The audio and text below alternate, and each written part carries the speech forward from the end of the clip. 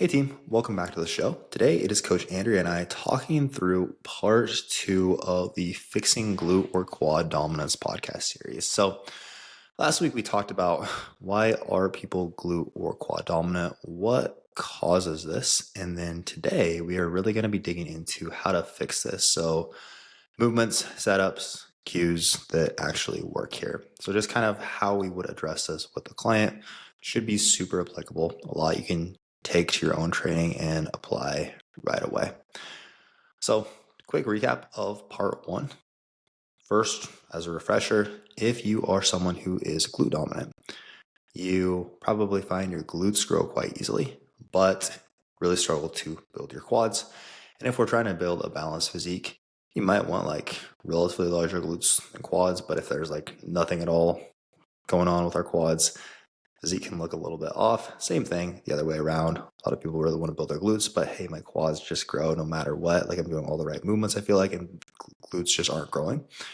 That is typically someone who could be more glute or quad dominant. Now, anatomy is a huge part of this, as we discussed. A couple examples were, remember your tibia is your shin bone, femur, thigh bone. You have short tibia, long femurs. You will normally be someone where you will have to push your hips way backwards and you will naturally lean forwards quite a lot. You'll be more glute dominant. Whereas someone with long tibia and short femurs, you'll typically drive your knees way forward over your toes. A lot of your movements will naturally end up stimulating your quads quite a lot more.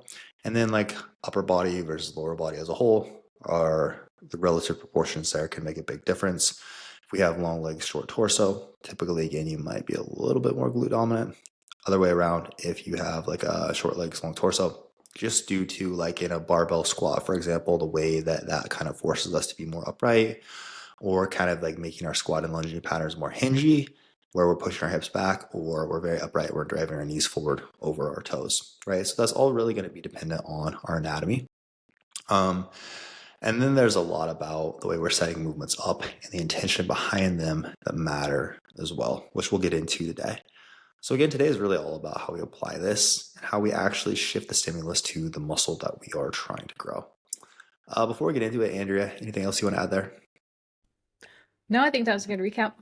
Okay, perfect. So let's get into the biggest principles here when it comes to balancing out glute or quad dominance.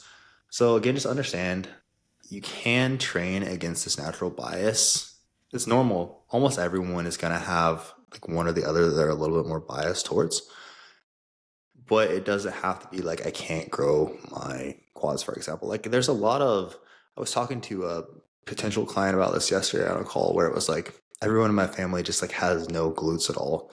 And it's a lot less, I think, like weak muscle groups or like just no one in my family has this. Is a lot less genetics, I think, than people actually think it is, except for my calves, which are genetic.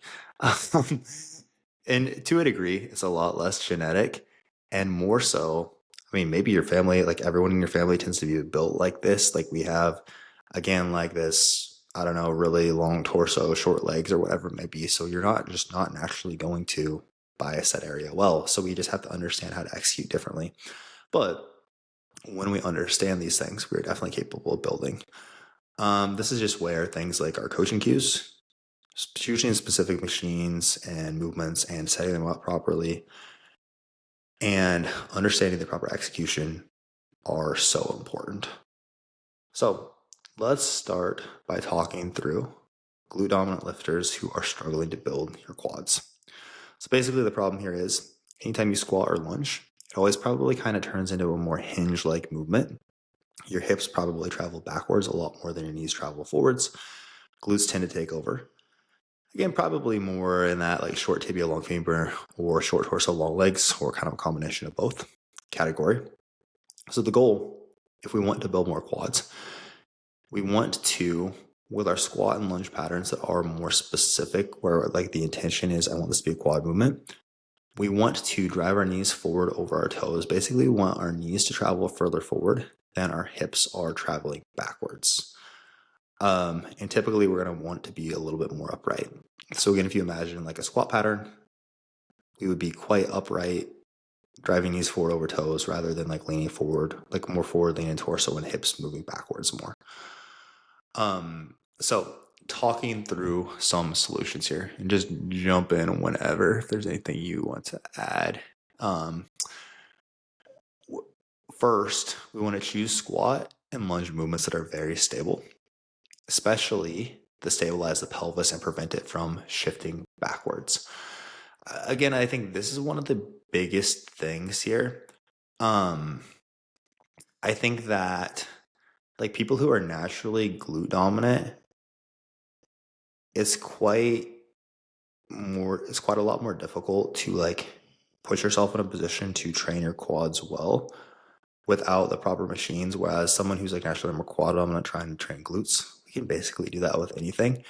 But in this instance where we're very glute dominant trying to build quads, like having more stable setups, especially in pelvis stabilized setups, does help so much.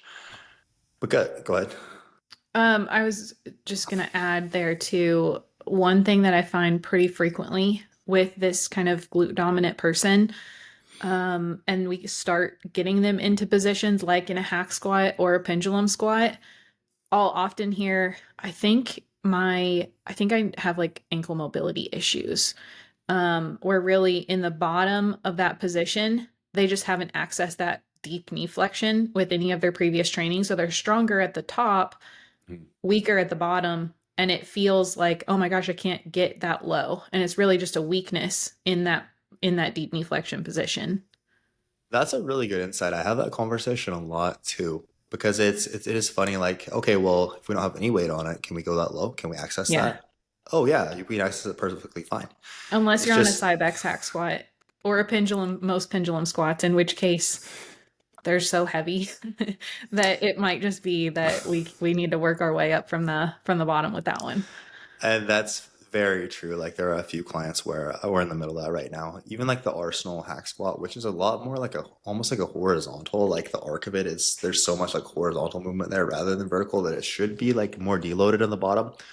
Um, I have a few clients, one client specifically where we're really still working through that. And it's just been like, well, let's get what range of motion we can. And we're increasing it weekly. So that's a really good Mhm. insight. You will be like, if you haven't gotten to that deep knee flexion, where basically the goal here is we want to get our hamstrings as close to our calves as we can. We want our hamstrings to touch our calves ideally. And again, we want to drive our knees forward over our toes. Now to bring this back to the why having our pelvis stable helps point is, again, if you're naturally more glute dominant, it's going to be very hard for us to prevent our pelvis from shifting backwards if our pelvis isn't supported. That's something that can be very hard to fight because it's just going to be by far our most natural squat pattern. So if we're doing like a free weight movement, again, if we are like if our pelvis isn't shifting backwards, if you're like trying to force yourself to stay upright in a barbell squat and you're fighting like against your anatomy, you're just gonna fall over, right? So this is where like us having that stabilized with something like a hack squat or a pendulum squat, where your hips are against the pad. Thus, the only thing to do to lower the weight is drive your knees forward. We will get a much better outcome there. So like for this individual, um, in that case, like a hack squat would be a better option for us than something like a Smith squat. A Smith machine squat is still going to be more stable than like a barbell back squat. But again, in this instance, it's really gonna be helpful to have your pelvis stabilized.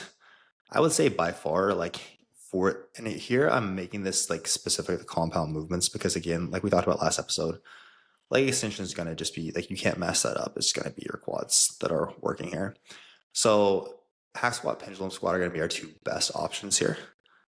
If you're someone who's naturally more glute dominant, a leg press will likely be a bit more glute dominant, but we can address and improve this by, for example, if you have a leg press that has a more angled platform, some leg presses have like two angles on the platform. The top half is more flat and the other is a little bit more like um it's a little bit steeper angle. So they almost kind of come together like a V. Basically, it'll push your heels closer to you than your toes. If you push your feet on that part of it, like on the lower part of the platform, basically put our feet as low as we can without our heels coming off the platform. That'll typically allow for us to get a lot more of this knee flexion that we want. Do you have people change the back pad position? I do.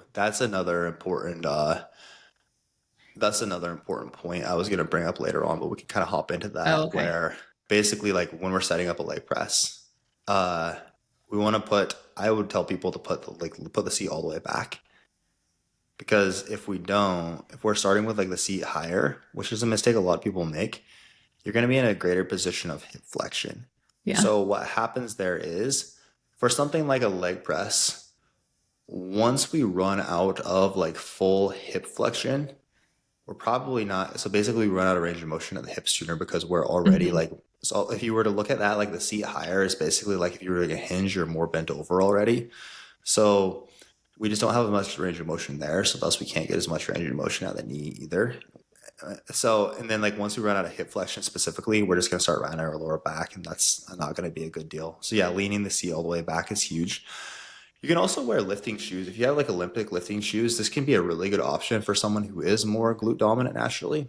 Um, it will really allow us to elevate our heels more. Basically, what that's doing, Olympic lifting shoes or squat wedges, those are basically like giving you a longer tibia. They're basically like artificially making your shin bone longer.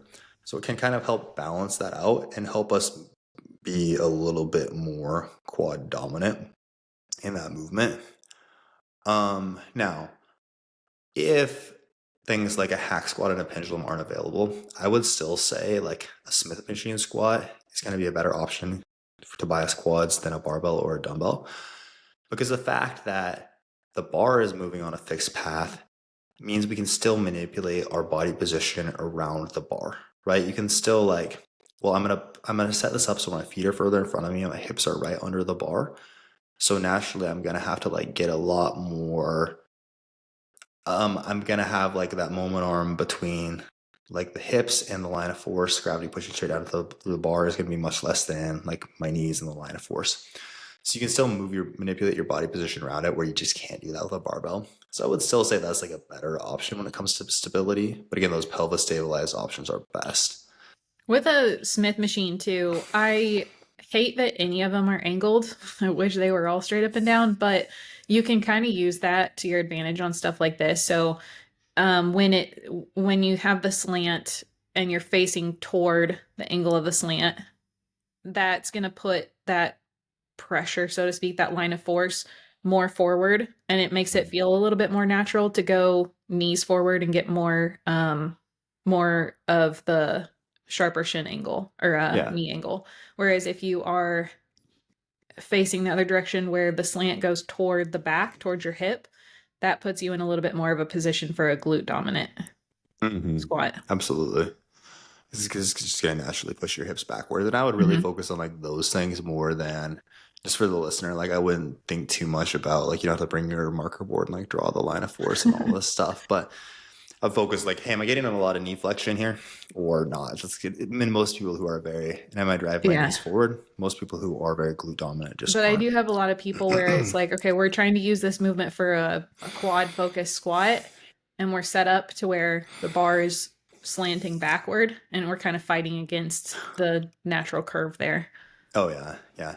I do like that for like a chest press. I like the angled Smith, but outside of that, I don't. Yeah, I'm not a big fan. Yeah. Anyways, Um, modifying setup and positioning. So, like we talked about, elevating your heels will allow for greater forward knee travel because it basically is making our tibia longer.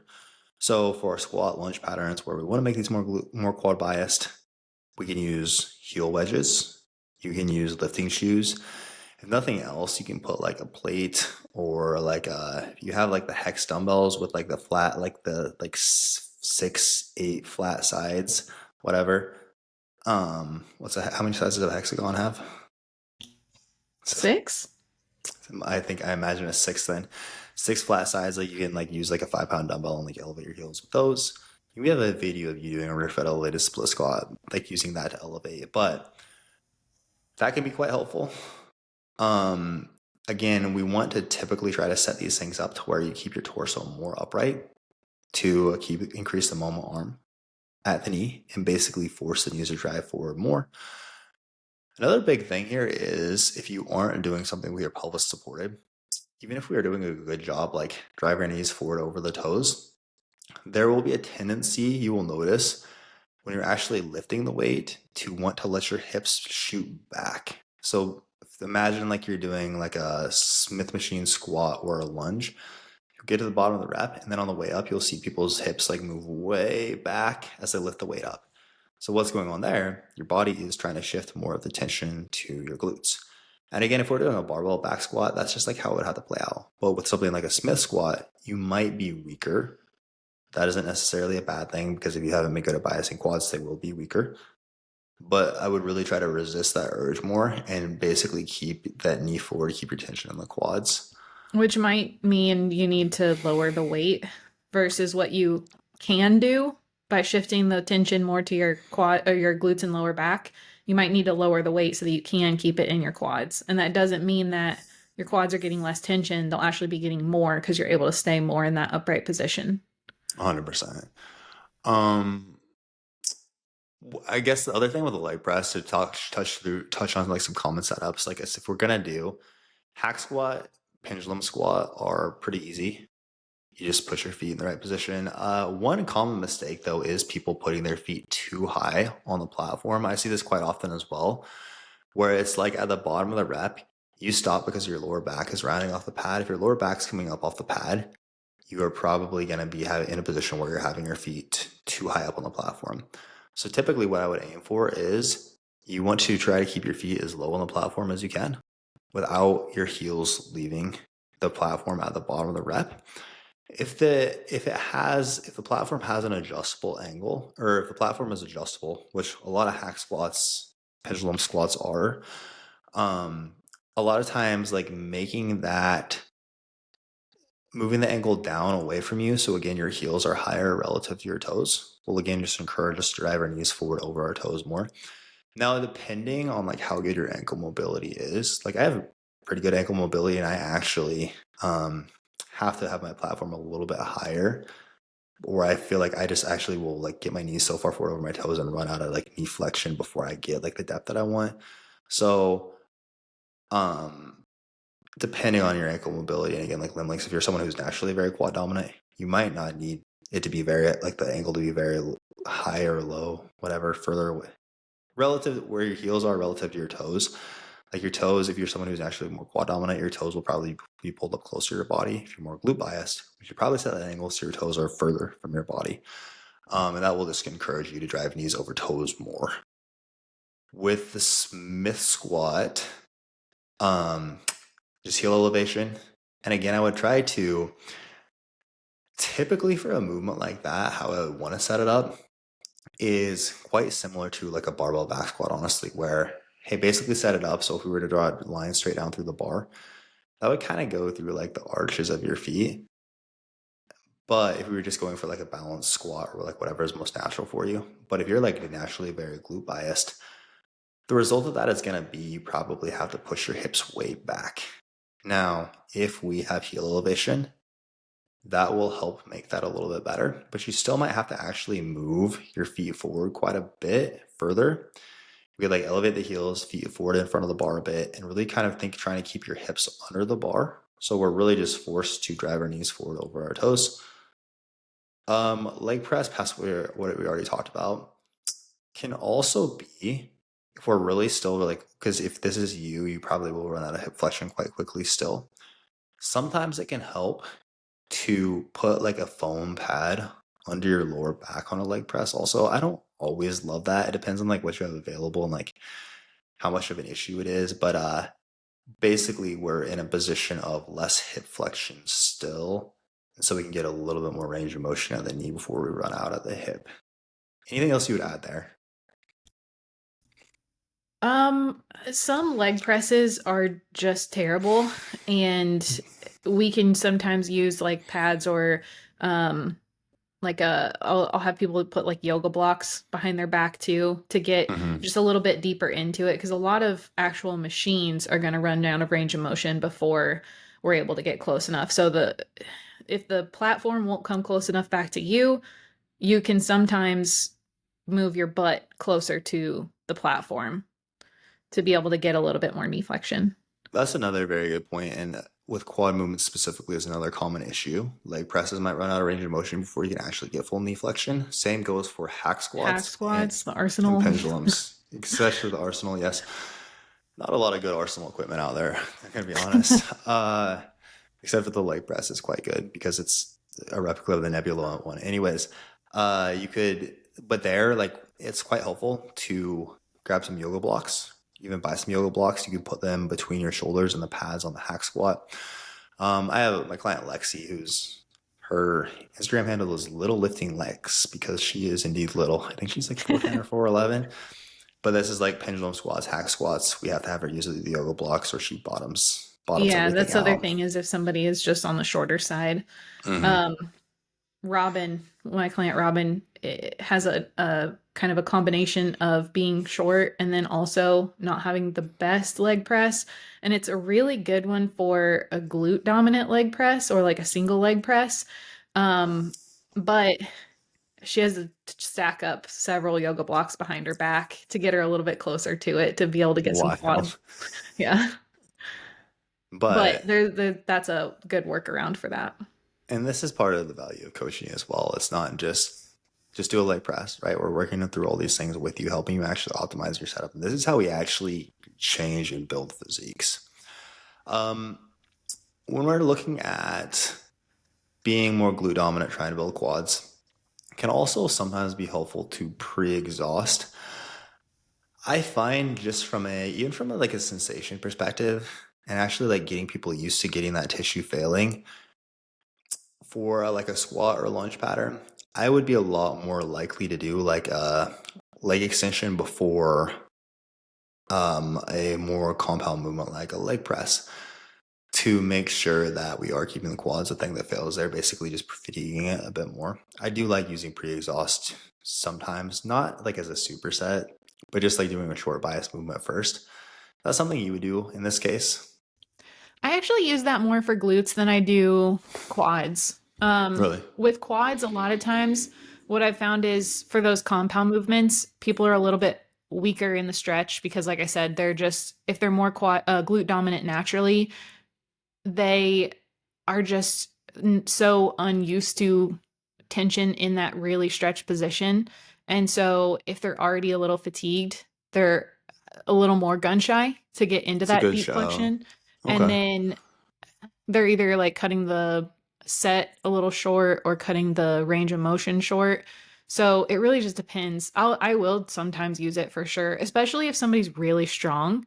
Yeah. Doing a pre-fatigue first, just it cuts down on the amount of weight that you need to use with that next movement and can get your quads to be the thing that's failing.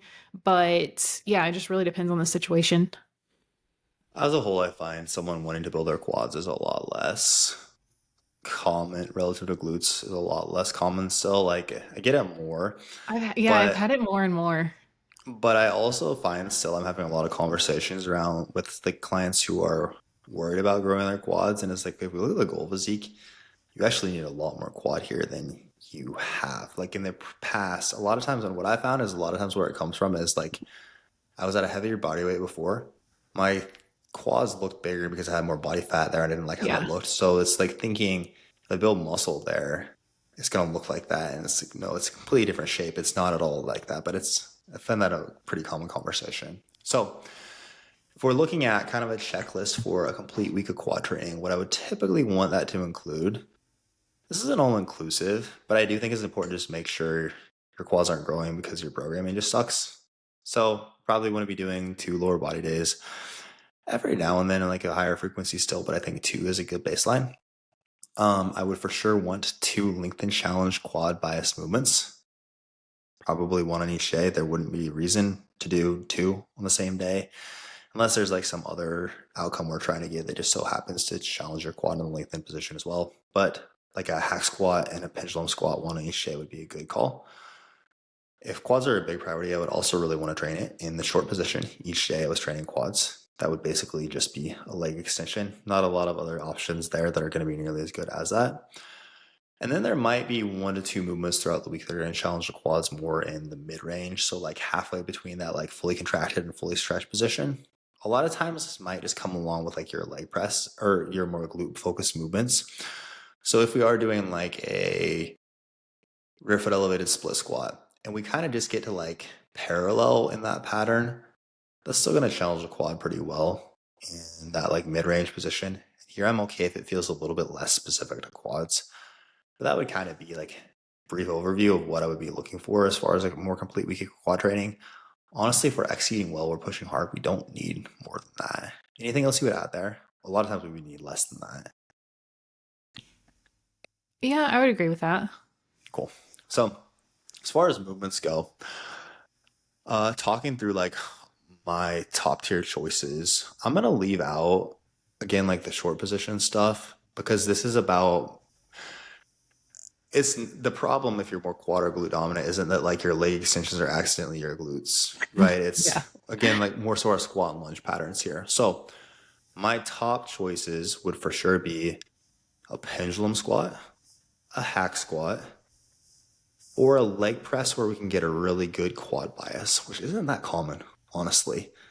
But there's like the Nebula leg press, the Arsenal leg press actually does the same thing here. Anything you would add there is like, okay, this is cream of the crop, my top tier choices. I think I agree with that. Yeah, because Smith squats I do use really frequently, but it's never a first choice over those. Right. We're not like, well, we're going to do the Smith squat instead of the pendulum squat here, the hack squat. Yeah. Okay. So those would be like, you have a really sick gym. A lot of people don't. And that's again like what we're helping build the program around. So more realistically, more standard gym, we'd probably be working with things like these would be like my choices here. A leg press, and we're just working to make this as quad dominant as we can. So again, like, hey, we need lifters. Do we have the seat all the way back? Can we change the foot plate angle? Elevate your hips, things like that. I like a heel elevated belt squat actually. I like a belt squat in general because basically outside of the leg press for a lot of gyms, we're not going to have any options where the pelvis is supported. Thing with the belt squat actually, which a lot of gyms do have belt squats, a surprising amount It versus like a is weird. pendulum or a hack. Like all lifetimes have belt squat, a ton do. Um, the thing is, you can really manipulate your foot position around the cable well to where like you set your feet up a little bit more like in front of the cable. It kind of almost has like a pendulum squat like pattern, and also you can elevate your heels on it. I do actually like the belt squat for that purpose if we don't have something with pelvis supported. Some of the V squats, if you do a reverse V squat, so we're facing towards the back pad. If it has the setup, like some are built to be able to do like a reverse V squat or a V squat. Some aren't. Those aren't going to be a really good option here as well. But some, it'll, depending on how the person is built and how the machine is built, I think it's a Booty The Builder. They booty have a V builder, yeah. squat, right, where the platform is actually adjustable. So you can Yeah. almost use that to like as heel wedges. And then it gives us a pretty, if we set it up right, it can give us a pretty decent, like more quad bias squat. Pretty similar to like a Smith machine squat, but easier to set up, easier to like get the elevation similar and things like that. Um, we could also do the Smith machine squat we've talked about quite a lot. I would say relative to the three above, that one's actually going to be a little bit harder for us to nail. So if like any of the others are good options for us, I would probably go with those first. And then we could do like a Smith machine split squat, heels elevated would be another good option. Yeah, I was gonna add a split squat. I also frequently use a Jewett split squat because it's so quad focused, and we can then elevate the heel. And if you use a hand support, you can do a pretty good job of keeping your torso really upright. I do like that as well. So basically, do you want to explain what it is? So instead of a split squat, the typical split squat where your foot is pretty far behind you or elevated, you're in like the B stance RDL type of setup where the the support leg, the toes are like where the front heel is. So it's really close. And then you're staying very upright with your torso and sitting your heels straight down toward, or sorry, your butt straight down towards your heel. So the knee comes way far forward and the dumbbell or whatever is loaded right next to your body. So you don't have to use a lot of weight, which is good. And it puts you in just such a knee flexed position that it's basically like all quad. It's a really difficult movement because it's so concentrated toward your quads. I like that one as well. It is one where I sometimes find people, you won't be able to use a ton of weight, but people still sometimes underload it. And that is the one challenge I run into from time to time, but I do like that a lot as well. I like to sometimes set that up with a Smith machine also. Oh, huh. Okay. So it gives you the same stability, but like basically the same setup there. I find people load it better.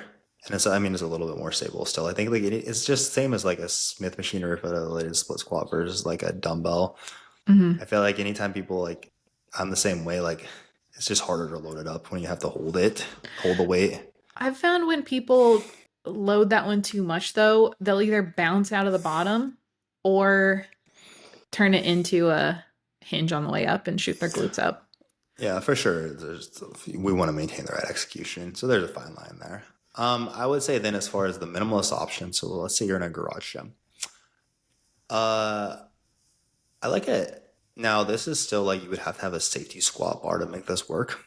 But if we're looking for like a lot of stability and a lot of knee flexion, pretty decent option here is actually a Hatfield squat, heel elevated Hatfield squat. So what you're doing here, if you're familiar with what a safety bar looks like, similar to like a barbell back squat, but there are pads and like these big handles that come across your shoulders in front of you, almost similar to like how a hack squat does. And you can actually just let that bar rest on your back. You don't have to hold on to it. So here, basically, you could be performing like a more squat-like pattern, but you actually would like have your hands on the rack in front of you or something similar for a little bit more stability. Um, so we can manipulate that to be quite a lot more quad biased, or even like just a normal safety bar, heel elevated squat can be a pretty good option. Uh, I also like a heel elevated trap bar squat. Not quite as much as the other. I do find people still want to make that quite a bit more quad or quite a bit more glute biased, and it can be like a little bit tricky initially. But is that one you ever use? Yeah, Okay. Like it, hate it? How do you feel about it? I do like it. Sometimes we have to elevate heels, but then also like stand on a box or something to get it still enough knee flexion. But for some people with limited equipment, that's going to be a really good, it's going to be Yeah, better than their other options. it's really like Especially for only. people who have tried the foam roller hack squat and just can't keep the foam roller stable or hate it. Yeah, that's it is one where the setup it can be a little bit more work. Hmm. If you have to like elevate, like I have to stand out of box and I have to elevate my heels and have to load the trap bar, which in itself is a little bit more of a pain in the ass. Hmm. And there's a lot more like moving pieces to think about, but in a minimalist setup, it can be a good option. A foam roller hack squat. So here you are back against the wall, foam roller between the wall and your back. Basically, we are trying to keep our torso parallel to the wall, driving your knees forward over your toes as you squat down, dumbbells in each hand. And for someone who's more glute dominant, we would definitely want this to be heel elevated as well. This can be like a pretty decent substitute. It's not as stable as a hack squat, and you run into a lot of like the thing here is you do really have to stay upright and fight that tendency to want to push your hips back, which takes a while for it to click with people who are very glute dominant, where it's like, well, the foam roller keeps moving around and like keeps like sliding further and further up my back, and then I have to adjust it. If that's happening, it's because we're leaning forward too much because we're like basically shooting our hips back at the bottom to come up and getting into our glutes more. So you do really have to fight that and be intentional about that. But it can be a pretty good movement there. In this instance, like a dumbbell, heel elevated split squat or a Jewish split squat are good options as well. Anything else you would add there? From home with minimal options, I also will a lot more frequently do a pre-exhaust movement, and I will usually use a banded pike leg extension. Mhm. You ever use that one? I normally will do like the band resisted sissy squat where very similar, but like you're standing upright rather than the pike position. Yeah, but that one's going to be more length and challenge. To a degree, but I feel like the other, I Well, I mean, is guess the if other it's being not? resisted, it's a little more even than Yeah, just a the regular other, sissy. so you're saying, wait, what's the other? Well, you're saying it's a band resisted sissy squat versus just a regular sissy squat. So that's a Correct, little bit correct, more yeah. even than like just a regular sissy squat is going to be really linked and challenged. Right, right, yeah, yeah, and that's where the band comes in. But what was the pike when you were talking through that? So you are in, so your hands are on the floor, feet are on a bench, and Uh, the band loops behind your knees, and you anchor it under your hands. So you're, and then you bend at the knee to come down toward the floor, and then straighten the knees out against the band tension. so that's the exact same movement I'm talking about, but we're like in a plank instead of standing up. Okay. So I think they would be pretty similar. Do you like that like better than a standing one? I don't really use the standing one.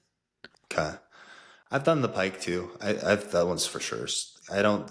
I feel like the pike is almost like a harder version of that. So that's a good like progression, I would say, Okay. honestly, which I haven't thought about. The issue that I've run into with the standing one, basically, you're like chair in front of you. You would like put a band under each leg of the chair behind your knees. You're trying to stay as tall as you can, drive your knees forward, and then you're extending your legs against the band. You remember this one now? Yeah, I do I feel like you remember it showed now. me this. Yeah. Okay. Yeah, I do remember this now. I was thinking of a sissy squat to where like your whole torso down to your knees is like like a old school sissy squat. Yeah. Oh no, it's a little bit different, but it would be like I think what you're doing is almost like a progression of that, which is what I've run into is Yeah. like people max that out pretty easily. Whereas here you actually like if you're doing that like in a more of a plank position with your feet elevated, you would have to fight your body weight. You would have to move your it would be much harder to move your body weight as well. So that's actually a really good progression that I haven't thought of. Yeah, that's part of why I like it because when you're standing, like you said, you just kind of run out of tension pretty quickly. And you also have to stand far enough away from the thing that you're anchored to, but your arms aren't, or at least my arms aren't quite long enough to get enough band tension at the top of it. So if Mhm. we're doing it from the floor and it's anchored under your hands and your hands are kind of up here in front of your face, you can get more stretch on that band. I like that a lot, actually. That's a good idea. I'll have to use because I kind of have stopped using that other one because I was just like people max it out You so have to do quickly. 100 Okay. reps. It would be like do 50 reps in as few sets as possible type thing where it's like I Yeah. wouldn't program this unless someone didn't have anything else. So I Yeah. like that. Okay. So anything else then as far as movements?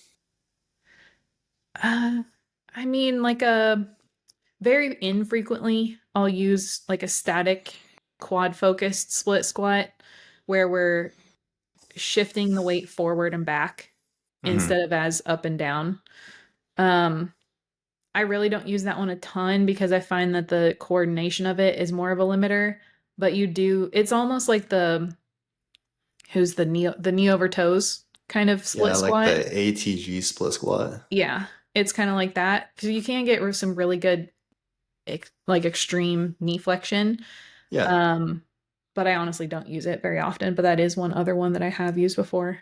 It I've really definitely, makes it pretty simple to not put your glutes into it because you can't. yeah.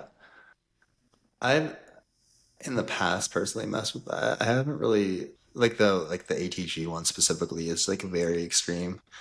It is. I find the same thing. There was like a lot of times the like coordination demands of it are what people are challenged with, and that is where again like stability is so helpful because a lot of times it's like this person has just never been really exposed to this range very well. So I mean, us training it in a where we're not stable will force us to get better at that. But I think like especially at first when we're just like trying to get comfortable with that, it's helpful to have it more stable. So, but I think that's like depending on the use case for sure could help as well. I find that a lot of, so like to get into a let's get into a client example because I think this is really helpful here. So my client Carrie, I think is a really good example of someone who is very glute dominant. Um, and as a whole, like she's built a ton of muscle, but for her, we wrapped up a fat loss phase a few months ago, and since then, one of our main priorities has been building quads. Glutes have grown really well, but like anytime we do a squat, a lunge, it's one of the more extreme cases I've seen actually, where it's like and this person is just really, really hip dominant, and like any squat or lunge pattern, we can elevate the heels quite a lot, and it's still like our hips just want to move back, back, back, and our knees just don't want to go forward over our toes. She's also training at home, so equipment is more limited. She has a pretty decent at home setup though. Like uh we have a Smith machine, we have a functional trainer, of course the dumbbells, bench, barbell, things like that. Basically, what I ended up doing with her is I just sent her the steepest heel wedges I could find. I think they're like they're 30 degrees. They're actually adjustable, but they go up to 30 degrees. And I was like, the notes on all of her training is like set all of these to 30 degrees, and it's pretty, which is really steep, right? Like if I was squatting on 30-degree, like have you ever messed around with like any of that steep? Kind of. Like I've never actually loaded it because it feels so weird. Oh yeah. And that's like when I've done it on like 20, it's like, whoa, I am, and you're just like, it feels like you're immediately just like in such deep knee flexion. But it is crazy to still like we have to be very intentional about, okay, we're still like not quite there, but it's taken a lot of tweaking, but we use those a lot. Um, we also pre-exhaust all of her quad movements with a leg extension. And this is again, especially in an instance like this where it is less stable. There's still going to be a lot more glutes involved. I think that like to make sure that the quads are the thing that fails, we have to be more intentional with that. And for her, the movements we have her doing, so she has one of those just like bench attached leg extensions where it's like do you know what I'm talking about? It's like a leg curl and Yeah, leg exactly. extension. That's supported. Right. But it's also just like there's no tension at the bottom and Hmm. just a ton of tension at the top. So what I've had her do is when she's doing that, just elevate the foot of the bench like 6, 8 inches to where it'll be a little bit more challenging through the mid range and at the short as well. It'll still be like hardest in the short and mid range, but just elevating the foot of that bench gives us just a little bit more stimulus because again, otherwise it's basically like it's only hard at the top and there's like no tension in the rest of it. And people just don't get very much out of it. So we do that with that leg extension. And then she is doing her two main quad movements are then she's doing those leg extensions twice a week, pre-exhausting both of our main squat patterns. And then we have her doing a Smith machine, heel elevated squat, and a cable belt squat actually set up on her functional trainer. So just belt squat belt, heel elevation, uh, and then like setting the functional trainer to its lowest setting and like using that to create like a cable belt squat. And then you can hold on to the like bar of the functional trainer to force yourself to stay more upright, make us a little bit more stable. And we've seen pretty significant progress in her quads. It's been cool to see like actually how quickly they've responded just with us like tweaking her setup more. But again, I think that's where it's so helpful to have someone to coach you through this, right? That's and the value of we've talked about many times how much I think people underestimate like the value of like how helpful the training is because it's not just here's your program and we're going to squat like 4x12 and lunge 4x12, like really getting into, okay, how are we built? What do we want to bias here? Helping tweak very specific setups like that, it does make such a difference. Cool. Anything else to add before we wrap up the quad dominant side or glute dominant trying to build quads? No, I don't think so. Cool. All right. Well, next week we will be back for part 3, where we're going to talk through if you are a quad dominant person struggling to build your glutes, how to address that. In the meantime, hope this was helpful. If you would like to apply for coaching with our team, just click the link in the show notes and we will catch you guys next time.